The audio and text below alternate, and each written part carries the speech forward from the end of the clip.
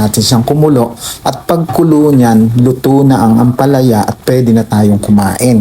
Kaya alina kayo, magsandok na kayo ng mainit na kanin at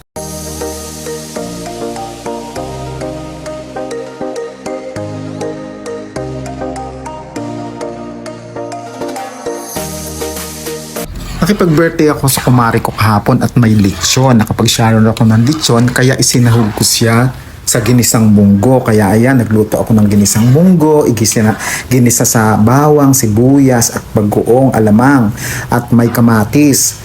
At ayan, inilagay na ang panahog na lechon. Ayan, iginisang mabuti, niligis-ligis ang munggo. At yung munggo pala ay pin-pressure cooker natin para mas mabilis siyang lumambot. Kaya ayan, gisa-gisa, luka. At nilagyan na natin ng sabaw. Basta sangkutsahin lang natin mabuti sa alat yung munggo para masarap. Para pag nilagyan natin ng sabaw, ay tamang-tama lang siya. At ayan, at napakasarap na ng itsura niya. At lalagyan natin ito ng ampalaya. Masarap kasi sa ginisang munggo yung may ampalaya. Ayan.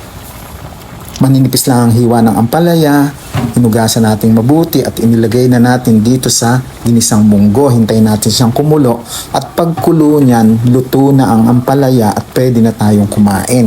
Kaya alina kayo, magsandok na kayo ng mainit na kanin at luto na yung munggo. Ayan, itsura pa lang, napakasarap na ng munggo. Ang pang hinihintay nyo? Titikman na natin yung ginisang munggo na may litson, sahog na litson. Tingnan nyo naman, napakasarap ng itsura niya. Ang linamnam. Lasang lasa yung litson, tapos may ampalaya siya. Kaya napakabongga ng lasa, kaya gayahin nyo na ako. Nagluto kayo ng ginisang munggo na may litson. Ang sarap niya, Paano, itry nyo na.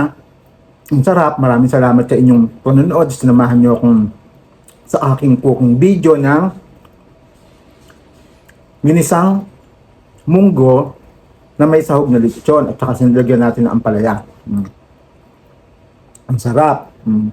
Maraming salamat sa inyong panonood.